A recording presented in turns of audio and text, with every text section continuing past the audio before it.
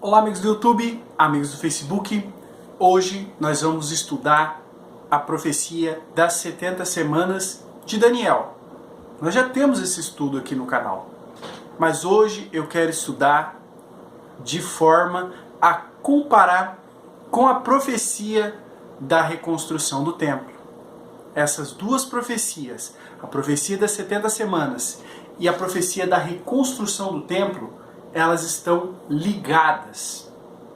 E por que é importante a gente falar sobre isso dessa maneira? Porque sim, a profecia das 70 semanas, ela tem ligação com a profecia da reconstrução do templo. E a profecia da reconstrução do templo, que é a reconstrução do templo literal lá em Jerusalém, o templo de Salomão, essa profecia foi pregada por cristãos de muitas épocas.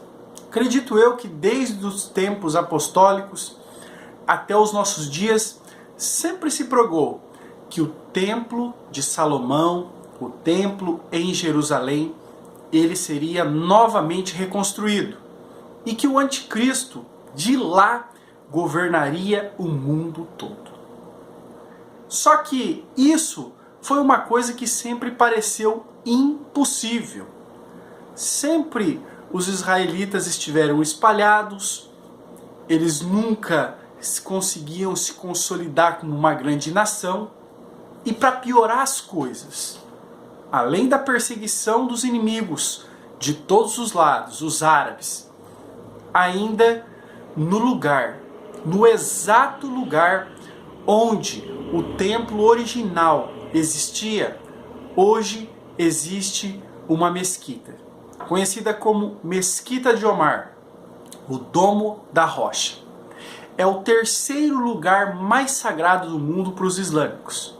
Então, para que se reconstrua o templo, é preciso derrubar essa mesquita. E você já sabe que não é algo fácil.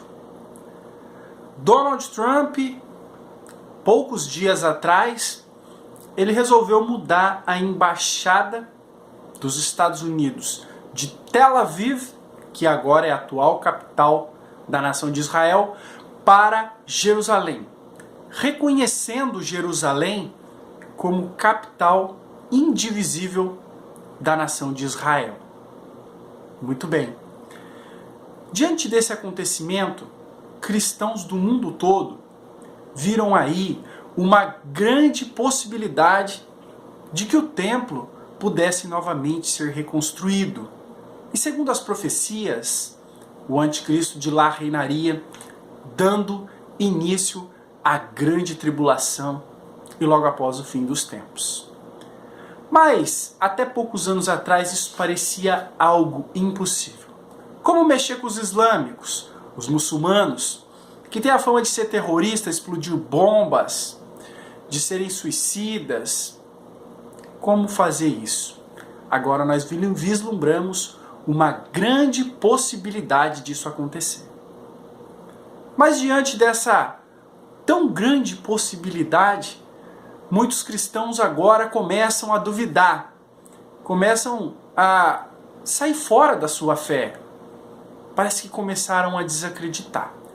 Inventam fábulas, contos, histórias, querendo dizer que isso não vai acontecer, de que essa profecia da reconstrução literal do templo é equivocada. Então, me parece que muitos têm fraquejado na sua fé. Muitos têm abandonado a doutrina que sempre foi sustentada pela igreja cristã. E outros temem. Muito bem. Eu quero fazer um entre aspas agora, antes de partir mesmo para o estudo. A mídia noticiou, rádios, televisões, jornais, noticiaram para o mundo todo a decisão de Donald Trump de reconhecer Jerusalém como capital de Israel. E elas disseram o seguinte: os conflitos no Oriente Médio vão aumentar. Estamos correndo risco de guerras, confrontos ataques, mísseis, pessoas vão morrer. É isso que a mídia noticiou. A mídia não viu aí na decisão de Donald Trump uma coisa boa para a nação de Israel, uma coisa boa para o mundo. Pelo contrário, ela disse que isso vai trazer guerras e destruição. Mas essa mesma mídia, esses mesmos rádios, televisões e jornais dizem que o Islã é a religião da paz. O Papa Francisco, disse que o Islã é a religião da paz. Sendo o Islã a religião da paz, por que ele se irrita, se ofende quando um país reconhece Jerusalém como capital de Israel? Por que ameaça com terrorismo, explosões e bombas? Não é a religião da paz? Pois é, a mentira tem perna curta, e aquele que usa máscara, cedo ela vai cair. E agora o Islã mostra as suas garras. Religião da paz? Não, é a religião da intolerância. Muito bem, e de onde os cristãos do passado, e cristãos como eu, sustentam essa doutrina de que o templo será reconstruído? O templo de Salomão, que foi derrubado pelos babilônios, foi reconstruído com a ajuda de Herodes. Nos tempos de Jesus era conhecido como Templo Herodiano. No ano 70 ele caiu, foi derrubado pelos romanos e agora nós cremos que será reconstruído. Nós usamos duas passagens principais para apoiar essa ideia. Primeira, está em Daniel capítulo 9, versículo 27, que diz do anticristo, que ele firmará aliança com muitos por uma semana, e na metade da semana fará cessar o sacrifício e a oblação. E sobre as asas da abominação virá o assolador. Nós cremos que ele, o anticristo, firmará aliança com os judeus por uma semana. É a última semana das 70 semanas de Daniel que nós vamos estudar hoje. E na metade da semana, 3 anos e meio, ele fará cessar o sacrifício e a oblação. Então nós cremos que somente ele poderá fazer cessar o sacrifício se existir o templo. Porque os judeus hoje não sacrificam. Desde o ano 70, que o general Tito derrubou o templo herodiano, até os dias de hoje, os judeus não sacrificam por falta do templo. Então esse é o motivo por acreditarmos na reconstrução do templo. Segundo motivo, lá no livro de 2 Tessalonicenses, capítulo 2, versículo 3 e 4, Paulo diz o seguinte aos Tessalonicenses: ninguém de maneira alguma vos engane, pois não será assim sem que antes se manifeste o homem do pecado, o filho da perdição, o qual se opõe e se levanta contra tudo que se chama Deus ou se adora, de sorte que se assentará no templo de Deus, como se fosse Deus, querendo parecer Deus. Então em Daniel nós vemos a necessidade da reconstrução do templo. E em 2 Tessalonicenses nós vemos aí o anticristo se assentando nesse templo. Então nós cremos que o templo será reconstruído e de dentro desse templo o anticristo reinará e Jerusalém será a capital mundial do governo do anticristo. E de dentro deste templo ele reinará. Então nós aguardamos que o templo seja reconstruído. Pois reconstruído o templo, o anticristo se manifesta. Se manifestando o anticristo, perto está a nossa redenção, perto está da volta do nosso amado Salvador. Mas agora surgem pessoas, eu até fiz um vídeo falando sobre Paulo Júnior, que aparece aqui, pessoas com grande influência mesmo, inventando de doutrina, distorcendo, colocando, tirando da palavra de Deus, para que não se apoie essa doutrina, a doutrina da reconstrução do templo. E qual é aí o argumento deles? É dizer que templo, né, são os crentes. Eles usam outras passagens que diz que Paulo chama os crentes de templo de Deus, e assim diz que templo não quer dizer o templo físico de Salomão, mas os crentes. Então nós vamos ver se realmente isso procede. Se realmente, segundo a Tessalonicenses 2, versículo 4, quando diz que ele se assentará no templo de Deus como se fosse Deus, querendo parecer Deus, será que esse templo é a igreja, os cristãos, os crentes? Ou será que esse é o templo literal? Então, estudando a profecia das 70 semanas, nós vamos ter um perfeito entendimento disso. Muito bem. No livro de Daniel, no capítulo 9, todo o capítulo envolve a profecia das 70 semanas, mas muitos usam simplesmente os versículos 25 a 27. Mas nós temos que entender todo o capítulo. Versículos 1 a 5 do capítulo 9 de Daniel, vamos ler.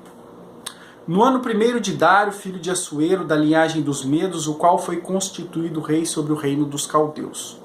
No 1º ano do seu reinado, eu, Daniel, entendi pelos livros que o número dos anos de que falava o Senhor ao profeta Jeremias, em que haviam de cumprir-se as desolações de Jerusalém, era de 70 anos. E eu dirigi o meu rosto ao Senhor Deus para o buscar com orações e súplicas, com jejum e com saco e com cinza. E orei ao Senhor meu Deus e confessei e disse: Ah, Senhor, Deus grande e tremendo, que guarda a aliança e a misericórdia para com os que te amam e guardam os teus mandamentos. Pecamos e cometemos iniquidade e procedemos impiamente. E fomos rebeldes, apartando-nos dos teus mandamentos e dos teus juízos. Daniel estava cativo na Babilônia. Apesar de estar cativo na Babilônia, ele tinha uma posição muito excelente lá naquele país. E Daniel, quando já estava velho, por volta dos seus 72 a 75 anos, ele chegou lá na idade de 14. Ele via que próximo estava de se cumprir a palavra do Senhor, que 70 anos o povo ficaria cativo na Babilônia e depois retornaria para Israel, para sua terra. Então Daniel, ele olhava ao redor, olhava para o poder dos medo-persas, porque o Império Babilônio já havia caído. Daniel participou do governo do Império Babilônio, nas mãos de Nabucodonosor e depois de seu neto Belsazar. Daniel participou desse reino e viu quão poderoso eram os babilônios. Mas esse reino caiu de repente. Numa só noite, ele foi passado para as mãos dos medos e dos persas, formando o Império Medo-Persa. Ali em Babilônia estava nas mãos de Dário, como nós lemos aqui. E Daniel, olhando para o poderio do Império Medo-Persa, que reinava naquela época, e da sua crueldade e dominação, ele não via de forma alguma possibilidade de que os israelenses, os judeus, fossem liberados para voltar para sua terra, para reconstruir a cidade de Jerusalém, para reconstruir o templo, para reconstruir a nação. Ele não via isso.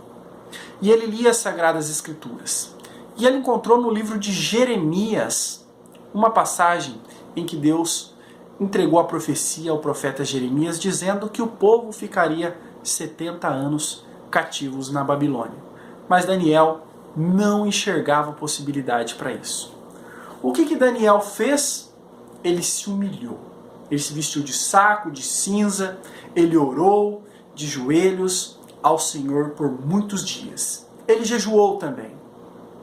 Ele se colocou como intercessor de todo o povo de Israel, orando e se humilhando diariamente ao Senhor.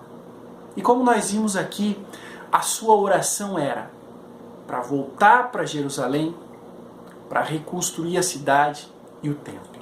Era para isso que Daniel pedia. Vamos ler mais umas passagens do capítulo 9. 16 em diante. Ó Senhor, segundo todas as tuas justiças, aparta-se a tua ira e o teu furor da cidade de Jerusalém, do teu santo monte, porque por causa dos nossos pecados e por causa das iniquidades de nossos pais, tornou-se Jerusalém, o teu povo, um opróbrio para todos os que estão em redor de nós. Agora, pois, ó Deus nosso, ouve a oração do teu servo e as tuas súplicas sobre o teu santuário assolado. Faz resplandecer o teu rosto por amor do Senhor. A oração de Daniel era pela cidade de Jerusalém, o seu santo monte e o santuário que estava assolado. Nós vemos aqui, sem dúvida alguma, de que esse santuário, ele falava do templo de Salomão, que havia sido derrubado pelos babilônios. Ele falava de Jerusalém, da cidade santa. Então Daniel, a súplica dele, a oração, a intercessão dele, era por uma localização geográfica, era por um lugar em específico. Ele pedia por Jerusalém, pelo Santo Monte e pelo templo. Era para isso que Daniel orava. Vamos continuar ouvindo a oração. Inclina, ó Deus meus, teus ouvidos e ouve. Abre os teus olhos e olha para a nossa desolação e para a cidade que é chamada pelo teu nome. Porque não lançamos as nossas súplicas perante a tua face, fiados em nossas justiças, mas em tuas muitas misericórdias. Então nós vemos que Daniel, ele orava pela cidade de Jerusalém, pelo templo. E ele não fiava a sua oração, o seu pedido, em sua justiça própria, mas pela misericórdia do Senhor.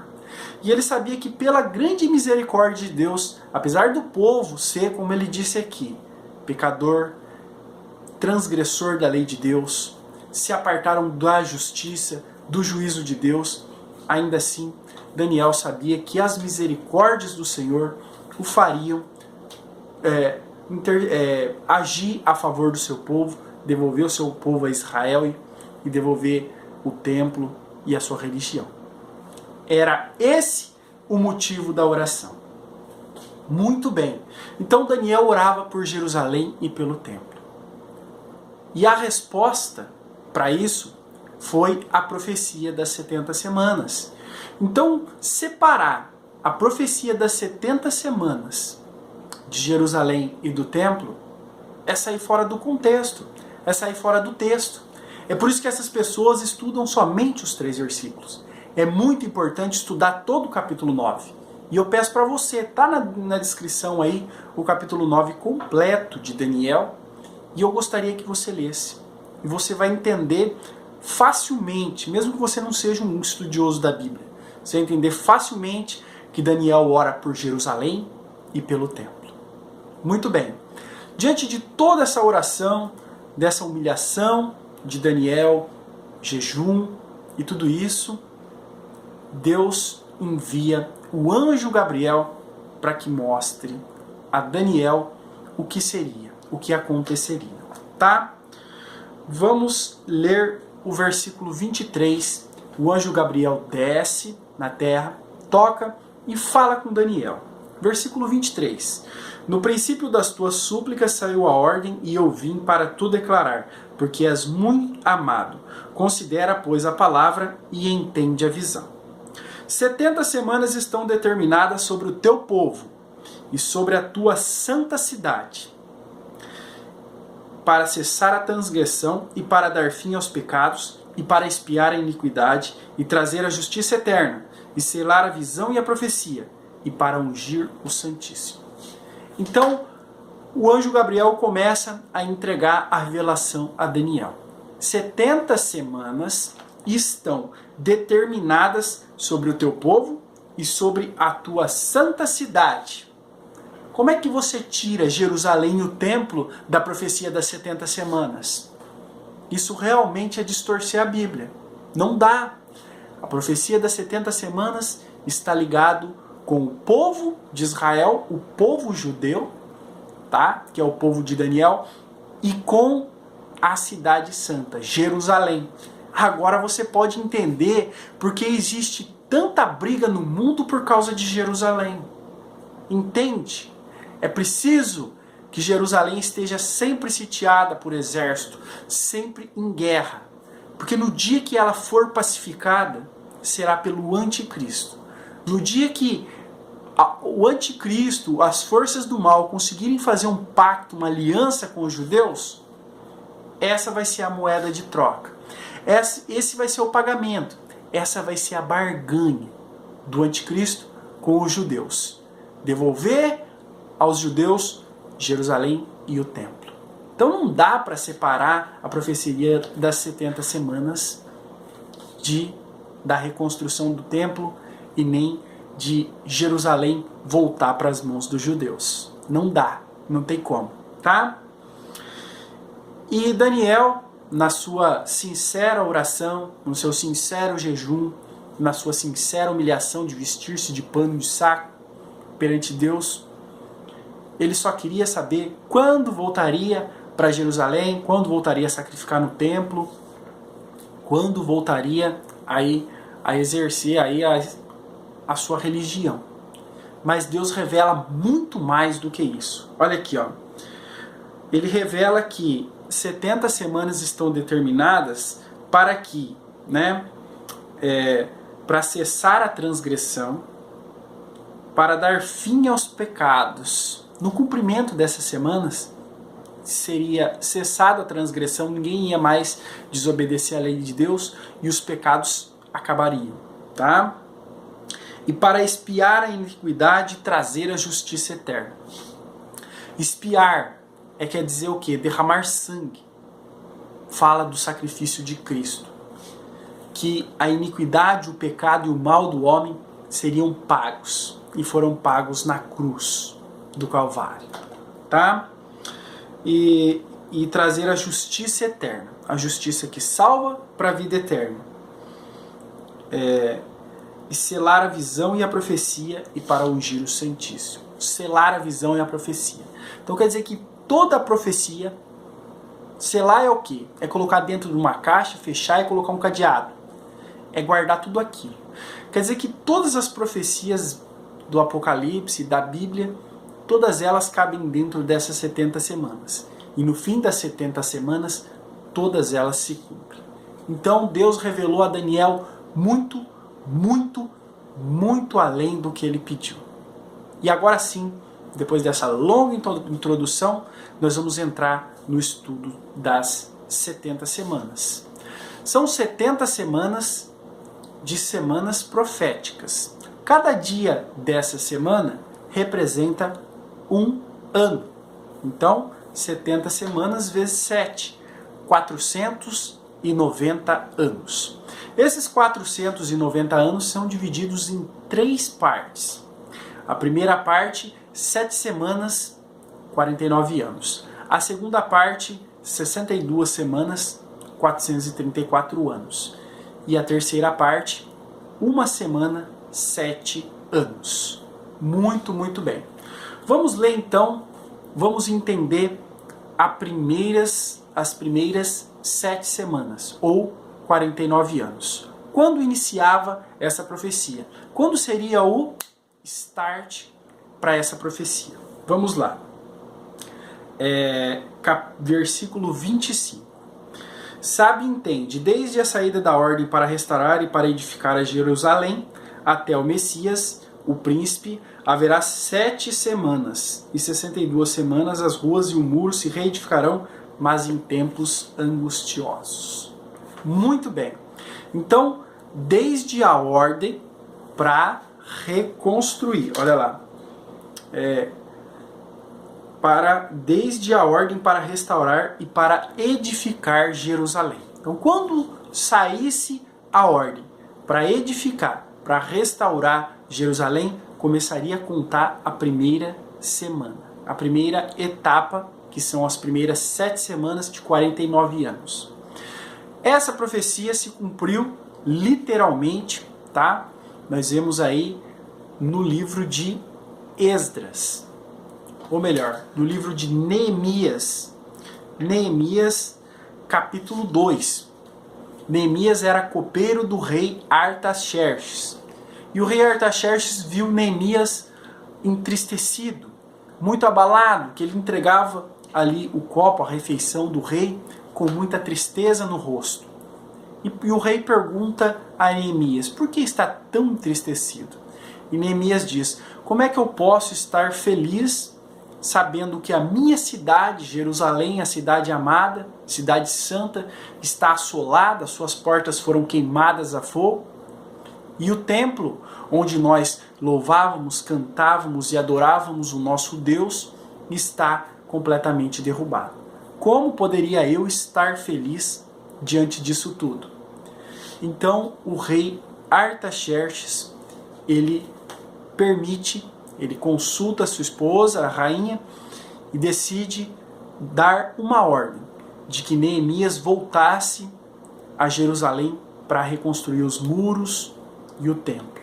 E Esdras também é outro que volta, e assim começa a reconstrução. E esse começo dessa reconstrução foi como nós vimos aqui. Foram em tempos angustiosos. Numa mão eles tinham uma pá para reconstruir os muros, na outra uma espada. A todo momento os vizinhos tentavam impedir, parar a reconstrução dos muros de Jerusalém e do templo. E até que conseguiram. E até que um outro rei erigiu um decreto ordenando que não se parasse a reconstrução. Então aí começam a primeira semana, esses 49 anos. Isso já se cumpriu. Muito bem. Vamos ver a segunda semana. A segunda semana, a segunda etapa, são 62 semanas, somando 434 anos. Vamos lá. Versículo 26. E depois das 62 semanas será cortado o Messias, mas não para si mesmo. E o povo do príncipe que há de vir destruirá a cidade e o santuário. E o seu fim será como uma inundação. E até o fim haverá guerra, estão determinadas assolações. Muito bem. Então, essa 62 semanas é ligada já imediatamente com a primeira, tá? E fala que depois das 62 semanas será cortado o Messias. Depois. Então, cortado o Messias, tá? Encerraria as 62 semanas mais 7. Somando aí um total de 483 anos, tá? Então, para que se encerrasse esses dois períodos, as 7 semanas mais 62, deveria ser cortado o Messias, tá? E o povo do príncipe que há de vir deveria destruir a cidade e o santuário. Os arqueólogos, estudiosos da Bíblia, tá? Cientistas também, calcularam tudo isso. Desde a ordem, que já essa ordem de Artaxerxes para começar a reconstruir Jerusalém e o templo, lá nos tempos de Neemias e Esdras, eles fizeram as contas de até que ponto dariam aí os 483 anos.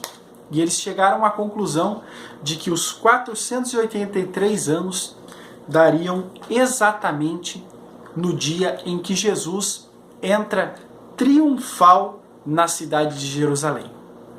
De uma forma triunfal. Os discípulos conseguem um jumentinho, colocam vestes em cima do jumentinho, Jesus senta naquele jumentinho e entra numa procissão na rua principal de Jerusalém. As pessoas estavam com ramos nas mãos de palmas, todas cantando, louvando, dando glórias ao rei, proclamando Jesus como o rei dos judeus. Vamos ler essa passagem. Essa passagem se encontra em Lucas capítulo 19, versículos 35 a 44. Vamos ler. E trouxeram-no a Jesus, o jumentinho. E lançando sobre o jumentinho as suas vestes, puseram Jesus em cima. E indo eles, estendiam no caminho as suas vestes. E quando já chegava perto da descida do Monte das Oliveiras, toda a multidão dos discípulos, regozijando-se, começou a dar louvores a Deus em alta voz, por todas as maravilhas que tinham visto. Dizendo, Bendito o Rei que vem em nome do Senhor. Paz no céu e glória nas alturas. E disseram-lhe dentre a multidão alguns dos fariseus: Messias, mestre, repreende os teus discípulos. E respondendo ele, disse-lhes: Digo-vos que, se estes se calarem, as próprias pedras clamarão. Então Jesus montou no jumentinho e o povo aclamava Cristo com grande louvor, dizendo: Bendito o que vem em nome do Senhor, em nome de Deus, bendito seja. Glória a Deus nas alturas. Para os judeus, mais precisamente os fariseus, isso era uma blasfêmia. E Cristo diz para eles, e eles dizem para Cristo: olha, mande que esse povo se cale, eles estão blasfemando. E Cristo disse: se eles se calarem, as pedras clamarão. Porque isso é uma profecia de Deus. E as profecias que Deus determinou, sim, se cumprirão a qualquer custo. Muito bem. E Cristo, ele chora e lamenta. E agora nós vamos derrubar aquela ideia de que pregam por aí, de que Cristo ordenou a derrubada do templo. Cristo ordenou a derrubada do templo, então reconstruí-lo seria ele dar a meia volta na sua própria ordem, descumprir aquilo mesmo que ele mandou fazer, né? Contrariar a si mesmo. Mas olha aqui o que Jesus diz de Jerusalém, olha lá. E quando ia chegando, vendo a cidade, chorou sobre ela. Se ele desceu nos Montes das Oliveiras, é claro, é lógico e evidente que ele estava vendo a cidade de Jerusalém. Veja que tudo gira em torno de Jerusalém e o templo. Perceba isso, tá? Dizendo: se tu conhecesses também ao menos teu dia, o que à tua paz pertence, mas agora isto está encoberto aos teus olhos. Porque dias virão sobre ti em que os teus inimigos te cercarão de trincheiras, e te sitiarão e te estreitarão de todos os lados, e derrubarão a ti e aos teus filhos que dentro de ti estiverem. E não deixarão em ti pedra sobre pedra, pois que não conheces o tempo da tua visitação. Muito bem, meus irmãos. Jesus, ele não ordena a derrubada do templo. Ele chora e lamenta. Porque como nós vimos em Daniel 9:26, a profecia diz que o príncipe do povo que há de vir destruirá a cidade e o santuário. E essa profecia se cumpriu no ano 70, com o general Tito. Então, desde a ordem de Artaxerxes com Neemias para reconstruir o templo, até a derrubada do templo, preste bem atenção, olha que interessante. No tempo de Neemias não existia templo. Então mandou-se reconstruir o templo. Desde esta ordem até a derrubada novamente deste templo. 483 anos. Então nós cumprimos aí as duas primeiras etapas da profecia das 70 semanas, certo? A primeira etapa, 49 anos, 7 semanas. E a segunda etapa, 62 semanas, 434 anos, 483 anos. Faltam uma semana, faltam 7 anos. Mas, se foi cumprido isso no ano 70, por que não passou esses 7 anos? Porque o relógio estacionou. Deus estabeleceu um momento para que a última semana começasse. Vamos ler. Daniel capítulo 9, versículo 27. A última etapa da profecia das 70 semanas. Vamos lá. Versículo 27. E ele firmará aliança com muitos por uma semana. E na metade da semana fará cessar o sacrifício e a oblação. E sobre as asas das abominações virá o assolador. E isso até a consumação. E o que está determinado será derramado sobre o assolador. Então, diz que, e ele firmará aliança com muitos por uma semana. É a última semana, a semana de 7 anos.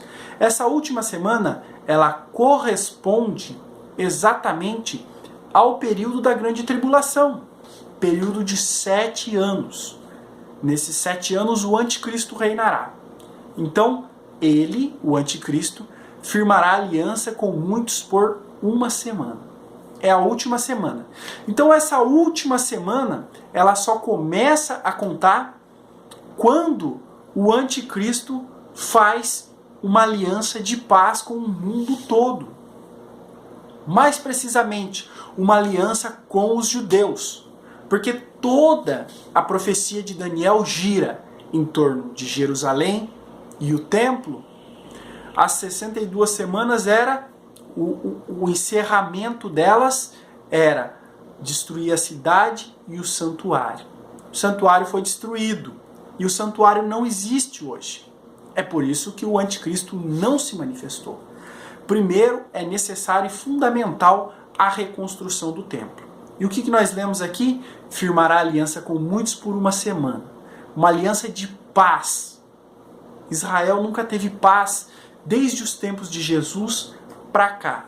Porque no versículo 26, a partezinha que nós não lemos, diz que seu fim será como uma inundação e até o fim haverá guerra, estão determinadas assolações.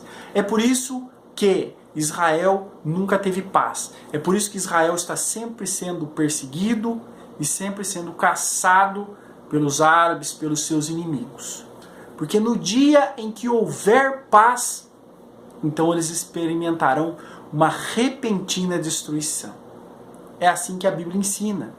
Então o anticristo ele parece fazendo um pacto de paz. Mas os judeus eles são muito duros. Eles não vão aceitar um pacto de paz assim tão facilmente. Eles vão precisar de uma moeda de troca, de uma barganha. E qual será a moeda de troca do anticristo? Devolver a Israel Jerusalém e o templo. Essa vai ser a moeda de troca. Então, diz que o anticristo fará aliança com muitos por uma semana e na metade da semana fará cessar o sacrifício e a oblação. Então, para que ele faça cessar o sacrifício e a oblação, é fundamental e totalmente necessário o templo, porque os judeus jamais sacrificarão sem o templo. Então o templo será reconstruído. O anticristo reinará de lá de dentro, no mundo todo. Ele fará uma aliança de paz entre judeus e árabes, entre todos os povos do planeta Terra. Certo?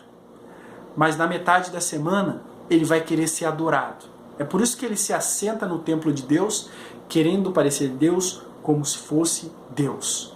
Ele vai querer ser adorado como Deus. E ele vai proibir que os judeus sacrifiquem adorando ao Deus de Israel. E vai querer exigir adoração a si próprio.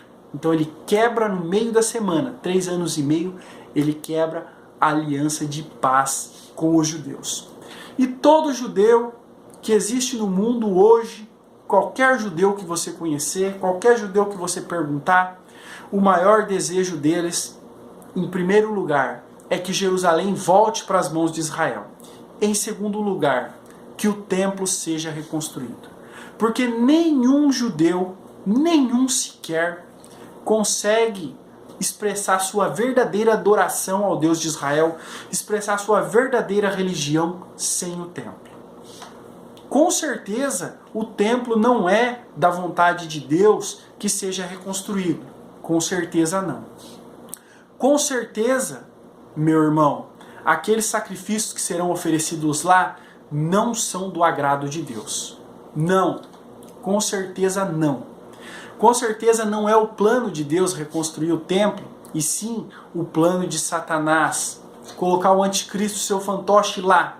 Porque qual seria a maior afronta de Satanás para Deus do que colocar o anticristo para reinar na cidade santa, no templo e sobre o povo judeu, que apesar dos pesares, apesar de rejeitar Cristo, é o povo de Deus.